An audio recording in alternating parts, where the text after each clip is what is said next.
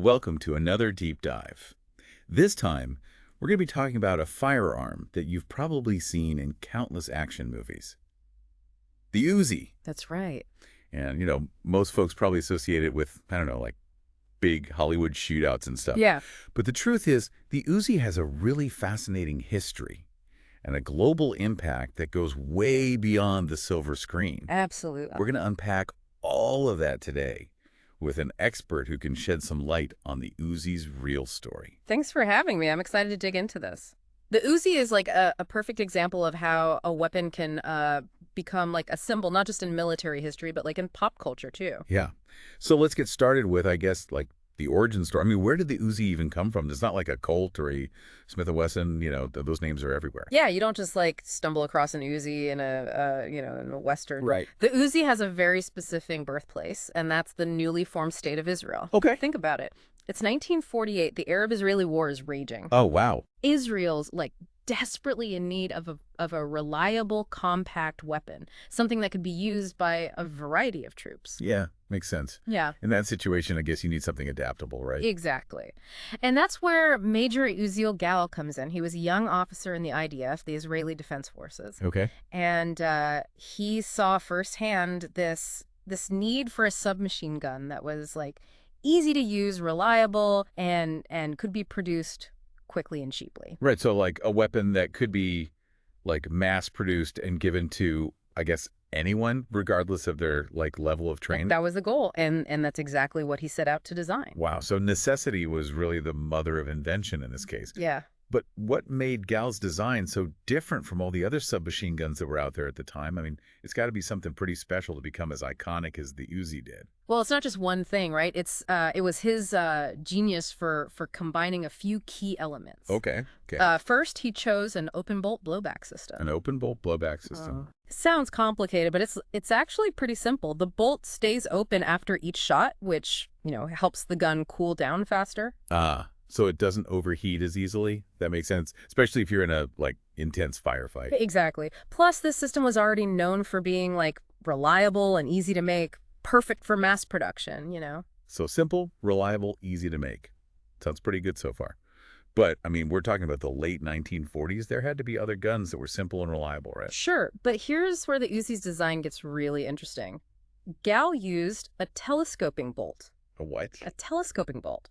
Instead of sitting behind the barrel, like in most guns, the bolt actually wraps around the breech end. Huh. Trying to picture that. So what this does is it allows the magazine to be housed right in the pistol grip. Wait, the magazine is inside the grips? Yep, totally unheard of at the time. Wow, that's brilliant. I mean, think about how much smaller that makes the weapon. Exactly. It was a total game changer for size and balance. You could have a heavier bolt, which meant slower firing, but you get a shorter, more maneuverable weapon. Huh. That's a really smart trade-off. Right.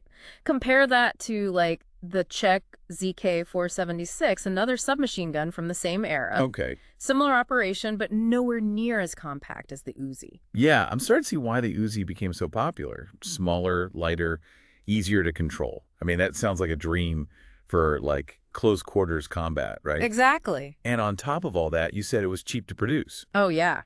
Gal designed the Uzi to be made mostly from stamped sheet metal. Like a car part. Yeah, exactly. It's like an assembly line, stamping out parts quickly and efficiently. So not only was it good in combat, it was also incredibly cost-effective to produce. Yeah. I bet the Israeli military was thrilled. Oh, absolutely. The Uzi was a weapon that they could, make quickly, cheaply, and in large numbers. Exactly what a young nation facing, existential threats needed. And the stamped metal. That's got to be lighter than traditional parts too, right? Yeah, even lighter. So that added to its portability. So we've got this compact, reliable, easy-to-produce weapon designed by this, like, visionary young officer. Yeah. What happened next? Did it become, like, the standard weapon for the Israeli military? It did. The IDF officially adopted the Uzi in 1954. Wow. And it quickly became this, like, symbol of Israeli, ingenuity and determination. But I have a feeling that's just the beginning of the Uzi story. I mean, it wasn't just Israel that embraced this weapon, right? You're right about that. The Uzi's influence was about to go global. It didn't take long for other countries to see what the Israelis had created. I mean, it was a reliable, compact, and affordable firearm, practically made for close quarters combat and security. So, like, it just kind of makes sense that other militaries and law enforcement agencies would be interested. But Yep. how did it go from being adopted by the IDF to, like, a global phenomenon? That's got to be more than just practicality. Well, a few things helped. First, the Uzi's simplicity made training and maintaining it easy, even for users who weren't, firearms experts. Oh, yeah, that makes sense, right? Yeah, Especially after World War II, when a lot of countries were, like, rebuilding and needed cost-effective solutions. that's it. And the Uzi just fit the bill perfectly. It was also incredibly adaptable. Adaptable how? You could, add all kinds of accessories, suppressors, flashlights, different sights, you name it, made it suitable for a whole range of missions. Oh, wow. So it's more than just a close quarters weapon then. Definitely. It was more of a platform, You could customize it for different scenarios, making it great for police, security details, even special military units. So basically a weapon for everyone. You could say that, and the fact it was so small made it perfect for situations where a big rifle would be too much, like urban warfare, VIP protection, or operating in tight spaces. That makes sense. And if it's that versatile, I bet it was pretty attractive to a lot of countries, right? Okay. Especially ones with different security needs. Absolutely. Over 90 countries ended up adopting the Uzi, from Western Europe, Germany, the Netherlands, those sorts of places, to countries in Africa, Asia, South America. Even some NATO forces used it during the Cold War. That is wild. Are there any specific examples of how the Uzi was used that really stand out? Maybe some that are a bit unexpected? Oh yeah, there are quite a few. Portugal used Uzis all the time during their colonial wars in Africa. Their cavalry, police, security forces, they all relied on it. Hmm. Compact size, good firepower, you can see why. Hold on. Cavalry units using submachine guns. That's not an image you see every day. Right. It's really shows you just how adaptable the Uzi was. And then there's the German Bundeswehr. Their tank crews especially loved the Uzi. Makes sense. If you're stuck inside a tank, you probably want something small and reliable for, like, self-defense if you have to get out in a hurry. Exactly. Perfect for that kind of role. So the Uzi was kind of like a jack of all trades when it came to firearms. Yeah, kind of. And here's one that might surprise you. The U.S. Secret Service used Uzis for a long time, starting in the 60s. In fact, an agent even drew an Uzi when President Reagan was almost assassinated back in '81. Oh, yeah. I remember seeing that footage. It's crazy. It makes you realize that the Uzi wasn't just for war. It was also used to protect some of the most important people in the world. It really was. And then there's this interesting case with Zim Integrated Shipping Lines. They're an Israeli cargo company, and they gave Uzis to all their merchant mariners. Why would merchant mariners need submachine guns? Oh, wait a minute. Pirates. They had to defend themselves against pirates. You got it. The Uzi was a good choice for maritime security, too, Compact, easy to use, and it packed a punch. Wow, we've gone from the battlefields of Israel to presidential protection details to pirates on the high seas. Seems like the Uzi was just everywhere back in the day. But I'm guessing the story doesn't end there, right? Right. It couldn't have stayed the same forever. You're right about that. Like with any technology, the Uzi evolved over time. In fact, its size, which was such a strength at first, actually led to some pretty interesting innovations. We should talk about the mini Uzi and the micro Uzi. Okay, I'm already picturing these even smaller versions of this iconic weapon. Tell me more. So the mini Uzi came out in the early 80s. Basically, it was a smaller, lighter version of the standard Uzi. Shorter barrel, slower rate of fire. Designed for those times when even the regular Uzi was a bit too bulky. Okay, so this was like the even more compact option, something for those situations where maneuverability was key. Exactly. Really popular with special forces and security personnel, people who needed a weapon that was, powerful but could also be hidden easily. Makes sense. And then there's the micro Uzi, right? I'm guessing that one's even smaller. Even smaller. Almost like pocket-sized. Wait, hold on. They made a pocket-sized Uzi. They did. It still used the same 9mm ammo as the bigger versions, but it had a crazy rate of fire. Over 1,200 rounds per minute. 1,200 rounds per minute. From something that small. That's insane. It really showed how innovative the Uzi's design was. You could pack a serious punch into a tiny package. Yeah, it's amazing how they managed to make these, like, smaller and more compact versions without losing the things that made the Uzi so good in the first place. Yeah. Like the simplicity, the reliability, the firepower. And they didn't stop there. In 2010, Israel Weapon Industries, the company that took over from the original manufacturer, they released the Uzi Pro.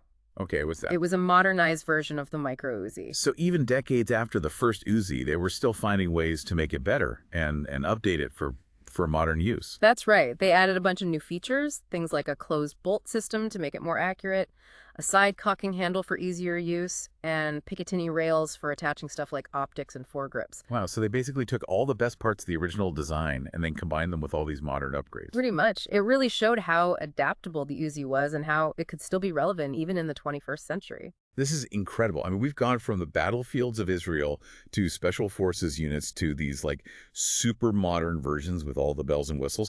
The Uzi really has had a huge impact on the world of firearms. It has. But, the Uzi story isn't just about the technology or its popularity. We also have to think about the more complicated side of things, like the global arms trade and what happens when a weapon gets so widespread. Yeah, that's true. We've talked a lot about how popular the Uzi was, but I imagine that popularity also created some problems, right? Hmm.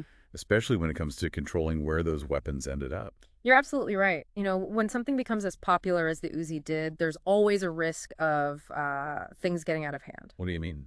Well, think about it. The Uzi's simplicity, the fact that it was so easy to manufacture, that was great for legitimate production, but it also made it really easy to copy. So people started making their own Uzis without permission. Yeah, basically. We saw licensed production in countries like Belgium, South Africa. Yeah. That was all legal, usually part of trade agreements. But then there were these unlicensed copies popping up all over the place. People called them clones. Were these clones like exact copies? Mhm. Or did they change things up? It depended. Some were, pretty close to the original design, but others had modifications. Sometimes they made the gun better, sometimes not so much. Like the Croatian Euro, that was a pretty faithful copy. But then you had the Chinese Norinco M320, which had some design changes. Okay, so there are all these different versions floating around, and I'm guessing some of them ended up in the wrong hands. Yeah, unfortunately. One of the most striking examples is that Hamas, the Palestinian militant group, they're making their own Uzi clones. Wow, that's pretty ironic, isn't it? A weapon designed to defend Israel ends up being used by groups that, want to see it destroyed. It really shows you how difficult it is to control the spread of technology, especially weapons technology. Even with the best intentions, things can get out of hand. Yeah, that's a sobering thought.